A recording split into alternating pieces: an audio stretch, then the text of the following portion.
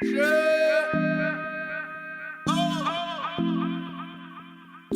baby. Jules, baby. Hi guys, the lengths and breadths I go to look good, it's not easy, but I refuse to put lip gloss because you cannot make me. Hello, hi, welcome back. I don't know how else to say welcome back in another language. I'm not gonna try. So, welcome back to my channel, Miss Craig's Thoughts. I'm super excited. I'm always excited, but today I'm really excited. I have a slight cold, so every once in a while I might cough. So please, if you have not subscribed, please help me. Biko, help me. Joe, I'm begging. I beg you, I beseech you, I'm begging. Subscribe. Just click on the subscription button. Hey, click on the subscription button. Click on the subscription button. It's gonna be displayed somewhere here. Anyways, so please click. And then we're meant to get a song. Hold on first. Bimbo, oh Craigie. Someone said I should stick to that, so I'm thinking I might. I'm not sure yet, but anyways, it's been a while. I'm pretty much shooting this video today, hoping to upload it tomorrow. I don't know how it's gonna happen, but God is gonna make it happen because I've been so busy. Literally just rounded up GT Bank Food and Drink 2018 fair. It was a movie, epic and a half, and I am knackered. But anyways, I'm here. And today I'm talking about something personal. A bit too much information, but I'm going to share with you people because you people are always asking me. So here it goes. It's like in a threefold, right? So the first question is, am I single? Why am I single? How long have I been single for? And then the last one, which I don't understand why, but anyways, what am I looking for in a man? So here it goes. As usual, I wish overshare on this channel, but anyways, let's go. So the first question is, am I single? Yes, I am single. Single and available, but not single and searching. When I always say that, people always ask me why, and this is what I say, and I come spiritually sound and biblically backed up.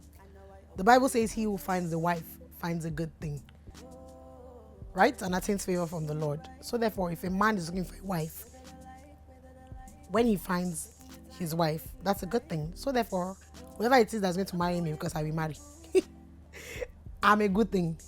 So he's meant to find me. But I'm not naive to the fact that for him to find me, I also need to be available and accessible. So therefore, when I say I'm single and available, it means I'm single and I'm making it evident to the world that I'm available. So if anybody wants to approach me, feel free to. I'm not ashamed to say it. When I say that, people are saying, "Oh, but you're desperate." It's not about desperation.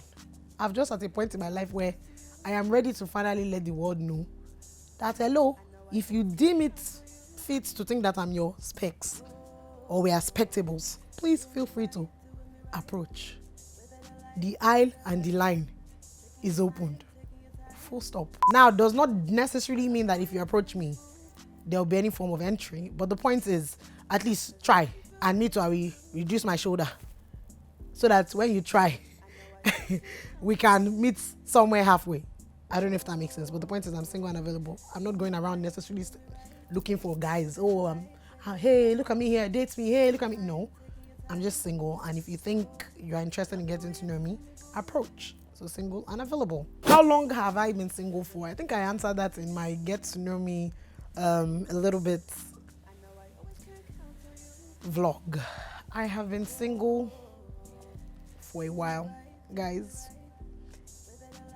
It's embarrassing at this point to know how long I've been single for. So I'd mentioned before, people thought I was joking. I've only had one official boyfriend, and that was when I was in secondary school. And I finished secondary school 1990. No, actually, I finished secondary school 2003. Woof. I had to speak in tongues. That's a minute. That was the last time I officially had a boyfriend. What that means is that was the last time my mother, my father, my brother, my sister, the world around me knew that I had a boyfriend. Subsequently afterwards, I've spoken to people. I've been in conversations with people. I have gone on dates. But I have not called anybody my boyfriend or had the privilege, because it's a privilege nowadays, to be called someone's girlfriend. So, yeah, for that long, I actually have been single. I don't think there's a problem with me. But that's how long I've been single for. Now, why am I single is the big bone of contention here. And the reason why I say why is because there was a time when I thought I knew why. So, this just feels like a repetition, guys. In my last two vlogs, I was talking about my weight. So, at my heaviest, I thought that why I was still single was because of being heavy. And so I decided to, after my surgery and everything that happened with me health-wise, I decided to use it as a point to channel myself in a different direction, right? So it propelled me to try and lose weight, and I started losing weight. So losing weight now, I'm getting happier with myself. I'm getting more confident in my skin and in my body. One would think that, you know, the fellas that were not there before will start walking towards me, which is funny because even when I was bigger, actually, I used to have people toasting me. Now nobody's toasting. Nobody's even knocking and say, hey girl, how you doing? I used to think it was because of my weight. And so since I've lost weight, nothing has changed. Actually, like I just said, the only thing that's changed is nobody's even toasting me anymore. When I was bigger, people used to. Then I realized it wasn't my weight. Every once in a while, you have the occasional people that would try and have conversations with you that were guys. And they will have different after stories to tell people that either try to link us up or even to my face directly. There was a time when I went on a date with a young man and we were having a conversation in the restaurant, and we had a clash in relation to point of views, and that's normal. So I was expecting us not to necessarily agree to disagree, but then he goes, that's another problem I think I'm going to have with you. And I go, what? And he goes, your moral standards is too high. Are you normal? Are you normal? Eh? Now, I've heard the fact that some people or guys complain that I'm a bit too intimidating. Based on that, I've started smiling more often. I've tried to be more approachable. I've tried, guys. I used to be stuck up before. I'm not as stuck up anymore. I go to events now. I smile. I say hello. I'm receptive when a smile is thrown at me from across. And I throw a smile back, you know, so that in case you want to engage, it's like, don't be scared, don't run, I don't bite. Engage, approach. But when that guy told me that, this was about 2 years ago, that threw me off. Because I would think that we're at a point in our lives, because he wasn't a young person, that you should have certain things you want or you're looking for in someone that you want to date. And I like to think moral standards would be one of them. So to find out that you have an issue with the fact that not only do I have moral standards, but that they're also good and that you think they are high. As soon as he just said that, I said thank you very much, and I walked out of the dinner. And since then, I've had a few people approach me and have conversations, but it just never led anywhere. And one of the reasons why I also think is because I can be clueless. I have a lot of guy friends, but I don't know how to read vibes. I tell my friends that a lot and they think I'm joking, but a few people have finally agreed to admit I don't know how to read vibes. I'm a very direct person. If I see Casey now and I'm like, Casey, you're good looking, I like you, that's me for you. I have no problem with telling you how I feel or expressing myself. So therefore, I always in my head expect people to reciprocate. But I'm starting to learn that, like they say, everybody has different love languages, and not everybody is as bold or as expressive, or words of affirmation is not their tone of or their own voice of love language, all that good stuff. So I have learned not to, but then I still don't know how to read vibes. I don't know how to flirt. I'm trying, but I'm really horrible at it. And all these little things I pointed out that at a point in time in my life, they seem like big issues, are small to me right now because I feel like I've tried to work on them. Not necessarily because I agreed, but like I said, I'm the kind of person that I put myself in check. If one or two people complain about a certain thing about me more than once, I will take it back. I might not have liked it, but I'm receptive enough to take it, listen to it, and try to see how I can work on myself to be a better version of what they complained about. And I feel like I've done all of this. And if I've done all of this, yet my status still has not changed. The question I now put to you guys is that, is it now still me? Or is it just that the one has not found me? You answer that question. Because that's my only answer to why I'm still single. Does it mean that life doesn't get lonely? Of course it does. I mean, I'm 31. I feel like I have a decent job. I feel like I'm at the point in my life where I'm ready for a relationship that will hopefully lead to a serious relationship. That from a serious relationship will lead to commitments. That from commitments will lead to courtship. That from courtship will lead to marriage. You see, my life is all about life is in stages for me. That's the way I understand it. I'm ready for it. So when it gets lonely sometimes, I just ride with the wind. You know, I try to find things to fill me up. I talk to myself a lot. I entertain myself a lot. I watch a lot of TV. I watch a lot of Netflix. I hang out with friends when I can. I work. I try to think of ways to develop myself. But in all of this, it still doesn't change the fact that every once in a while, I need a hug. Doesn't mean that when you see me outside, you should try and hug me. No. But if you understand me, you understand what I'm trying to say. Now, what am I looking for in a man? Hey, this is a good question. So I was on radio today, and the intern on the radio, Jeffrey, he made a point about something. He asked a question. He said to us, it was a hot topic, and so he goes, if you see a girl, what's your situation if you're a girl who has a car and you're dating a guy who does not have a car? And I'm like, that's very easy now. It's 2018. The fact that he doesn't have a car doesn't mean that he doesn't have money to buy a car. Doesn't mean that he's probably just prioritizing a car is not of importance to him. There's Uber. Like, life is easier. So give it bele was what I told him. And he's like, okay, so what if in a situation whereby you're dating a guy who does not have a car, you are any more money than him? Pretty much everything when it comes to finances and social strata, you're just way above his level. What do you do then? And I said, when it comes to that, the problem then is not with me. It's with him. Because if I've chosen to still go ahead to date him, it's because of the fact that I've seen beyond all of that. So it's with him as a man to decide whether this is a problem for him or not in relation to ego. So what am I looking for in a man? Pretty much a guy that is ambitious. If you had asked me when I was 23 what I was looking for, I'm like, oh, a caring guy. Even this question when Jeffrey asked, I told him too. I said, if you asked me this question when I was 23, I would have cared whether he had a car, to be honest. But I'm 31. At the end of the day, what I'm asking for in someone I want to date are things that I can bring to the table. And I don't think there's anything wrong with that. And I feel like it's when people are in denial of that they have an issue. Doesn't necessarily need to have a car. It would be great if he does. Because as much as I might care about you, I probably love you. I ain't trying to pick you up every time. So it'd be nice if you have a car.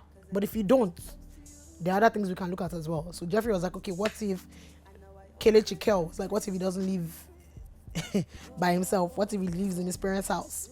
Or what if he lives with a friend that he's squatting with? I'm like, to be honest, if I could still live in my mother's house right now, I would like I would have lived in a house because the money I'm paying on rent is not cheap. But at the end of the day, if I'm 31, I'm hoping to date a guy that's 32, 33, some form of maturity. You don't have a car, it would be nice if you had a place. It would be nice if you had flatmates, even if not a place of your own. But at 33, 31, there are certain things that you should at least be able to accomplish. And it might not necessarily be your fault that maybe I'm any more than you. That's fine. The economy right now is a bit tight. Things are crazy, but certain things you should have in place. You should have a good job. So please, be picking out these things I'm saying, no. You should have a good job. You should have some form of stability. You should come from a decent home. And before people start raising your eye, there are certain things I think I don't need to say because if you know, you know. First of all, I'm looking for a God-fearing man.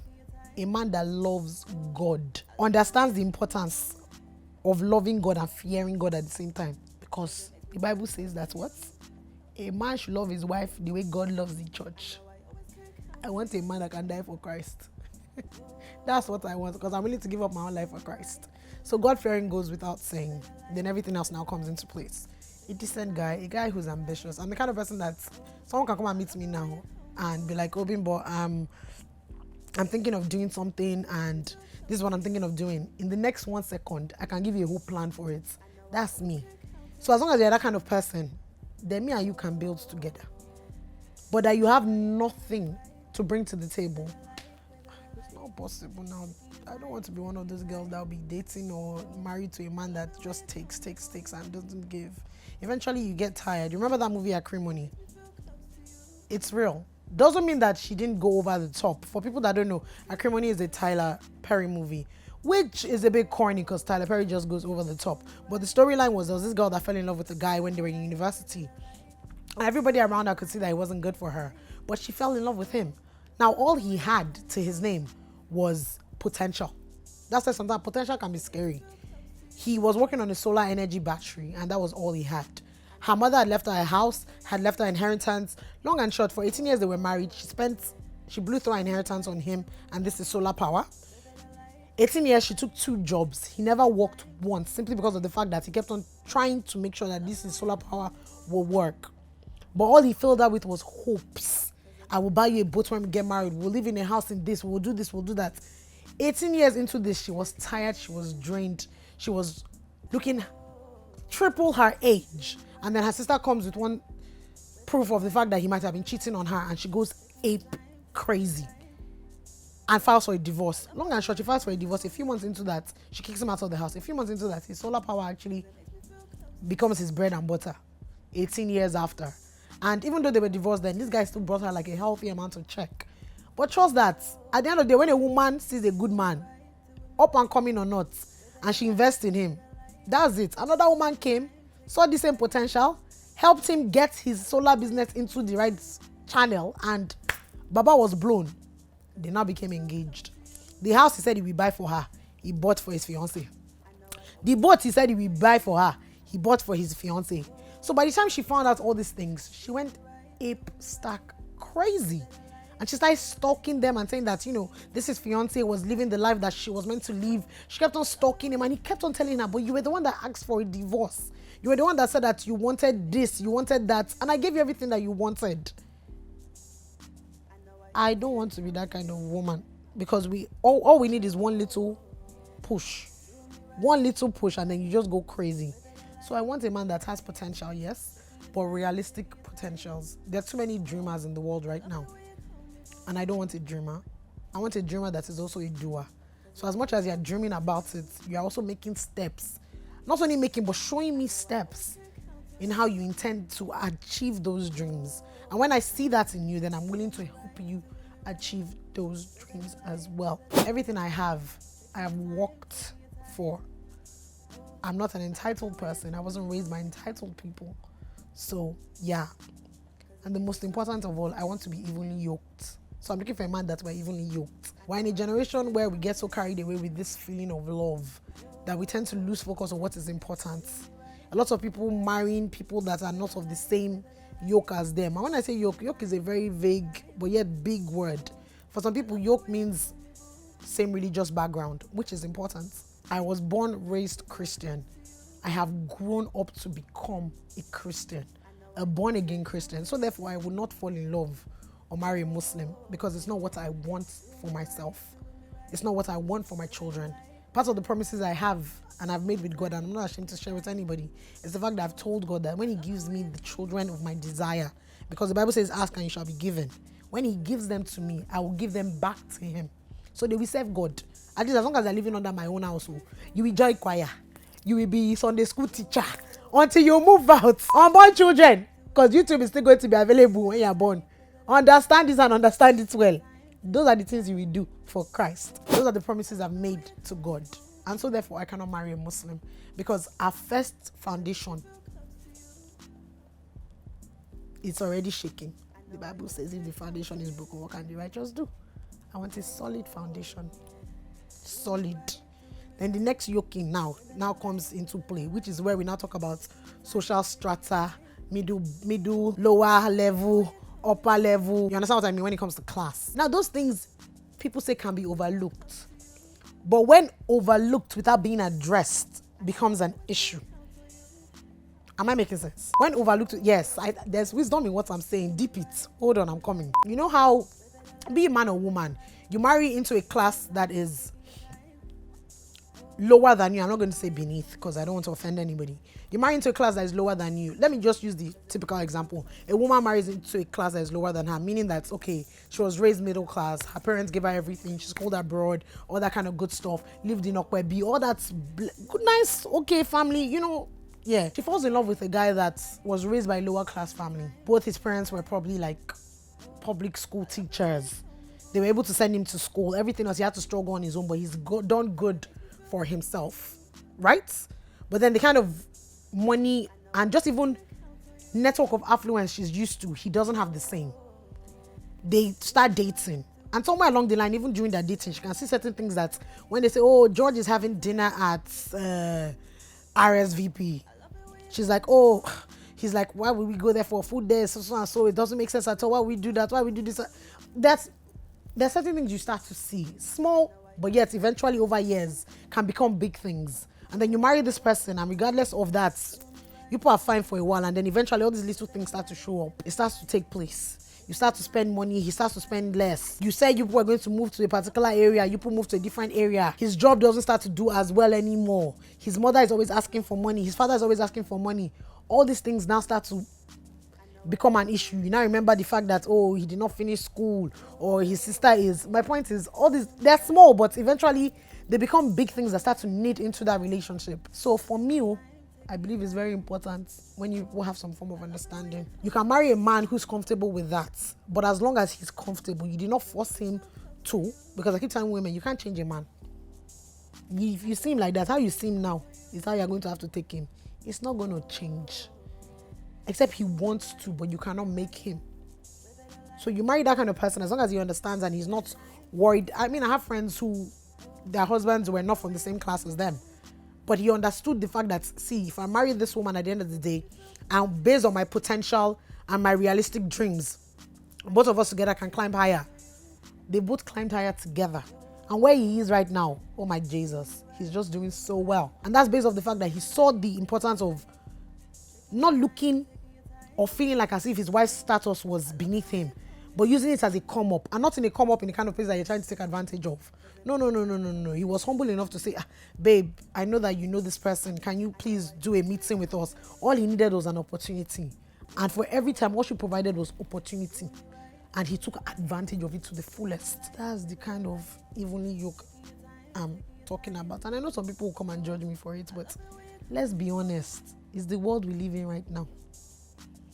So those are the things I'm looking for in a man. They're very simple. They're not even a lot. All that tall, dark, handsome, light skin. Like, Aferi Ferre, Iranu is just extra. It's the deep down inside Coco that we're looking for. So me, first things first. As long as you're a God-fearing man, you fear God. Your reference for God, you fear God though. Not the fake one that you say, I met him in church. You fear God. And you can only know that by their acts and their actions. Once you have that, good family. Good family, okay background, you have potential, you have dreams that are realistic, you are willing to nurture my career and help me and push me and propel me to be a better person than I am, then me and you can have conversation. So therefore, if your brother is the person, if your uncle is the person, if your I'm joking. But yeah, that's pretty much all I have to say. I don't know if it makes sense. I felt like I was, yarning a lot, but somewhere inside there's some kind of wisdom.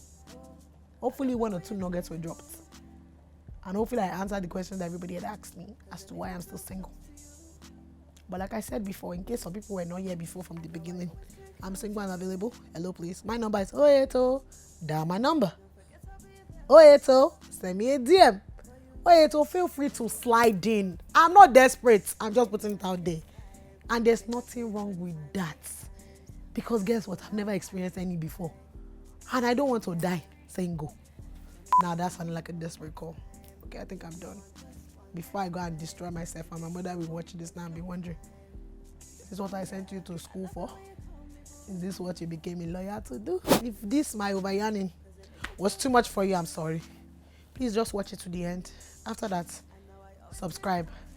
Thanks a lot. Follow me on Instagram too. Every once in a while I try and post it. Till then, I will see you guys later. Because this video is based on consistency. And I'm trying to be consistent. So help my market. Alright. Goodbye. Bye. Bye.